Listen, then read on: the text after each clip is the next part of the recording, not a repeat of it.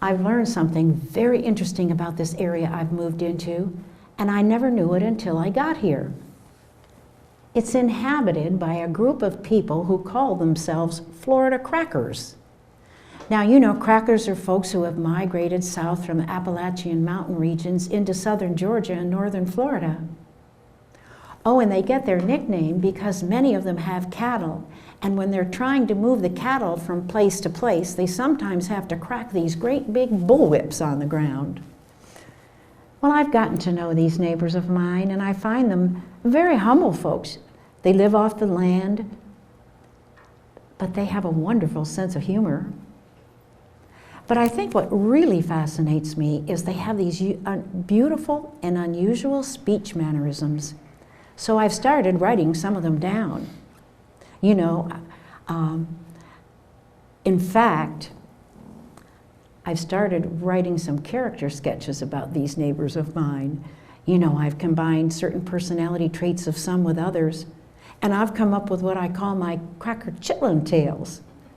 Let me share one of them with you. This is about a fellow, and his name is Grandpa Hicks. Grandpa Hicks lives in a 10 by 12 palmetto log shack on the very edge of Cross Creek. His brown old face is beardless, and the cracks in his chin wear the rich patina of tobacco juice. He wears a blue mail-order shirt and one pair of blue pincheck pants until they drop from his unlaundered body. He lives, sleeps, and fishes in them. He exists by the illegal trapping of fish in Lakes Orange and Loch Lusa, and by renting other crackers' rowboats, without permission, to fishermen from Jacksonville. Now, if a customer's outboard motor lacks gas, he shuffles mysteriously to the other side of the narrow bridge across the creek, where lie beached other boats and motors, and returns with some fuel. If a stranger to these parts needs liquor, so that when the fish don't bite, he can spit on his hook and cuss and take a drink to get him started, why, Grandpa is gone into the underbrush beyond his shack and returns with a ketchup bottle filled with moonshine made from cane skimmins. If the catfish are scarce on his own lines, he runs the other fellows. Now, man's law is one thing, but God's law is another. Last Sunday morning, we asked Grandpa to go fishing with us. He knew where the brim and perch were biting, and we had had no luck for weeks. He spat. "I don't fish on Sunday," he said haughtily, "'cause I just wasn't raised up that way." I just spent 2 months living with friends of mine right down the road here. Their name is Fideos. There's Miss Piety and her grown son Leonard. Now, I know you're all wondering, why in the world would I live for so long with a family that lives so close to me? Well, the truth is, my editor, Max Perkins, thinks I'm ready to tackle my first full-length novel about crackers. And I decided if I were going to do that, I really needed to immerse myself in their daily life. And that's exactly what I did over at Fideos. During the day, I'd help Miss Piety do her chores. And one of the things we had to do was wash quilts. Now, crackers make the most beautiful handmade quilts, but like all quilts, they do get dirty. So we'd get out these big wash tubs and fill them full of water and put the quilts in them. Then we'd take off our own socks and shoes and climb right into those tubs and stomp all over the quilts. After we got out, we'd move the tubs over and put them above these giant fat wood fires so the quilts would just boil away in those tubs. And you know, when we took those quilts off the line, when they were dry, they were the cleanest quilts I've ever seen. Sometimes in the afternoon, Leonard would come along and he'd say, "Marge, let's go out in the woods and shoot some squirrel for dinner." So off we'd go out in the woods and shoot squirrel, and then we'd bring it home and give it to Miss Piety, because you have no idea how deliciously she knows how to prepare squirrel. But I think my favorite thing was sometimes at night, Leonard would say, "Marge, I'm going out in the woods and check on my still tonight." Now see, Leonard had this still out in the woods where he made his moonshine. It wasn't very big though, because he was always having to pack it up and move it somewhere else. Well, of course, you know that's because it's illegal to make moonshine, and those federal agents will swarm the woods, and when they find those stills, they break them all up. Well, but anyway, I'd go out with Leonard into the woods sometimes to his still, and I'd help him make his moonshine. And you know I've learned how to make moonshine myself from the very first to the very last step. So when I write my first full-length novel about crackers, I'm going to talk all about moonshine making in it. Oh, and you see this bottle here? Just as I was leaving the Fideos, Leonard came up and handed it to me, and he said, "Marge, I want you to take this bottle home and put it under your writing table." "What do I want to do that for, Leonard?" I asked him. "Well, Marge, you're always complaining that when you're trying to write that the words come too slow. So when that happens, all you got to do is take a couple swigs of this stuff, and I guarantee you them words will come just as fast as you want them to." So we'll see if Leonard knows what he's talking about. I finished my first full-length novel about crackers, and I called it South Moon Under. You're probably thinking that's an unusual title for a book, but actually, it's one of the expressions that the crackers use. They're fascinated with the position of the sun and the moon and the stars. Well, for example, they talk about how the deer and other creatures feed on the moon. And so the term South Moon Under actually means when the moon is directly under the earth. I'm proud to tell you that South Moon Under is a Book of the Month Club selection. Oh, you can see I've got a letter in my hand. It's from my editor, Max Perkins. We've been writing back and forth a great deal lately because I'm busy on a new book. It's interesting though, but because I keep a letter that he sent me right on my writing table as a reminder, because he sent it to me right after South Moon Under was published. And in the letter, he said that because of the success of South Moon Under, I ought to think about writing another book with similar characters and a similar setting. But then he suggested that I might want to use a young person as my central character. Well, I really didn't think too much about it at the time, but then I went to live with another cracker family for a while. This time it was the Long family. And one night after dinner, we were all sitting around the living room, and the fire was crackling away in the fireplace.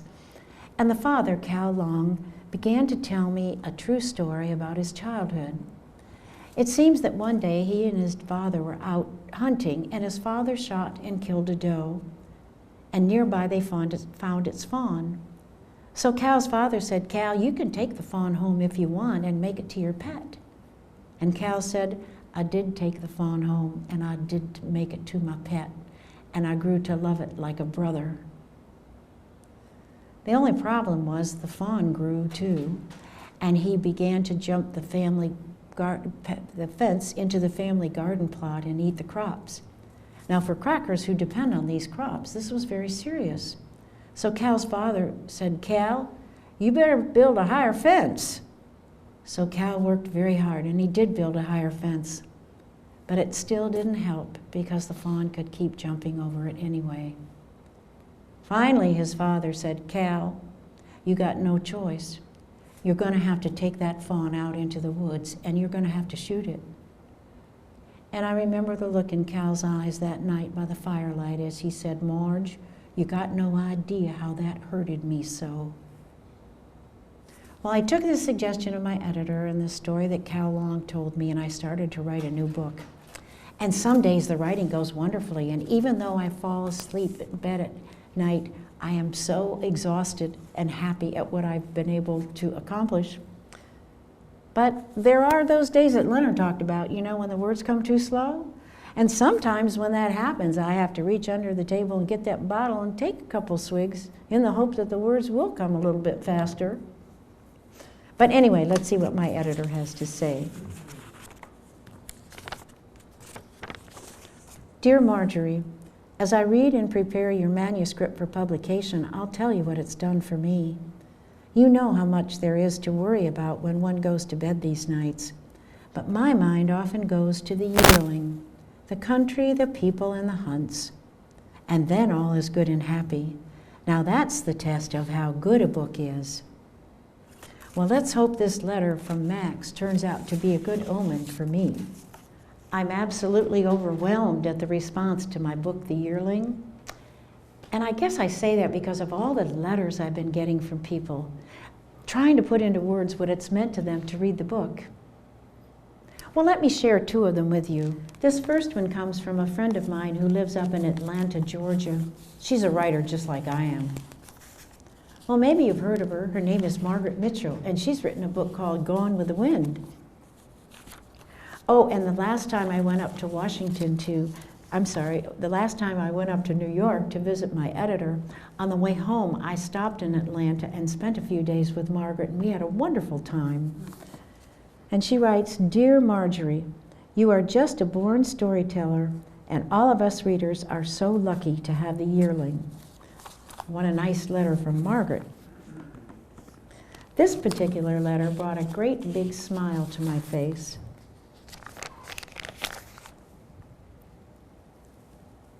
Dear Mrs. Rawlings, I just want you to know what an important contribution the Yearling has made to my life.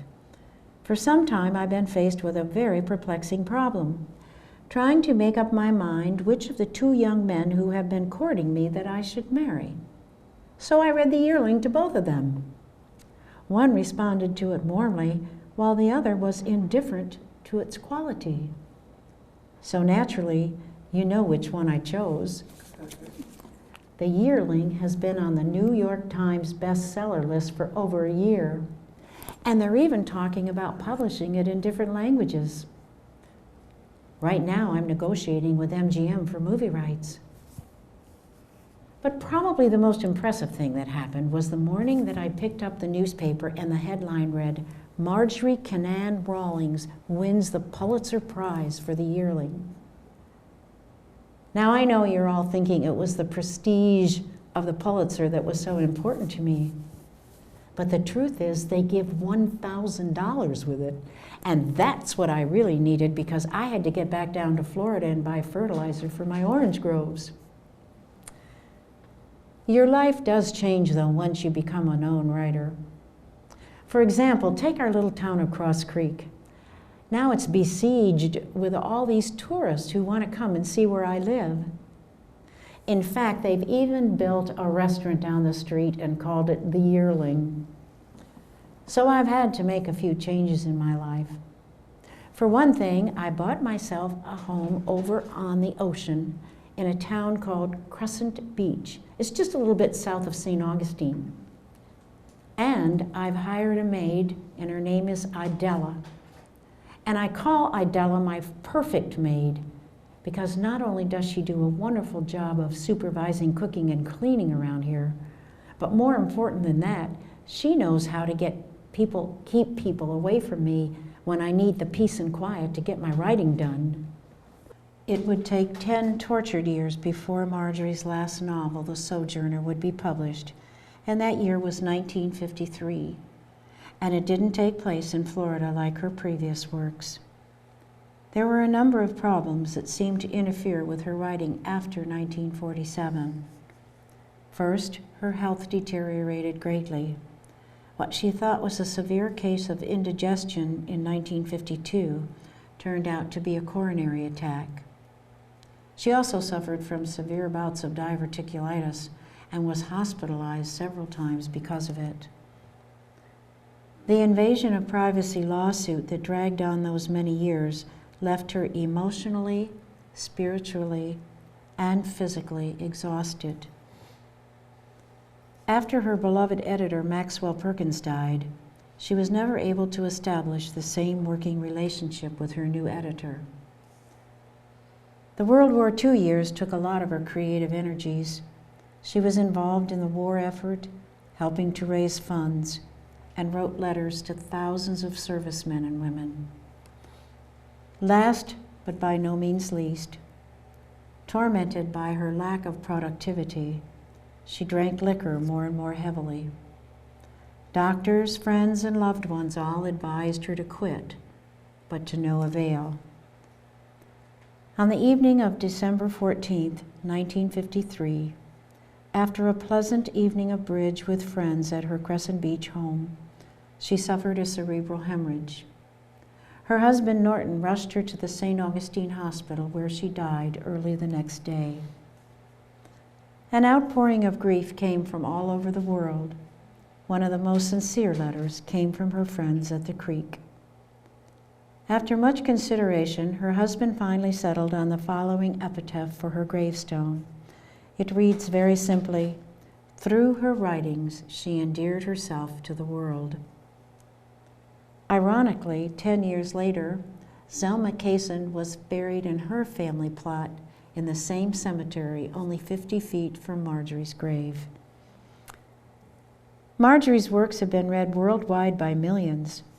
The Yearling has been published in 21 languages.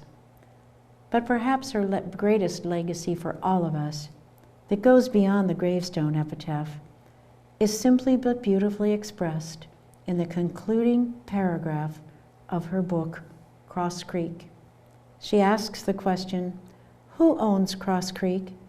and then replies, "It seems to me that the earth may be borrowed but not bought.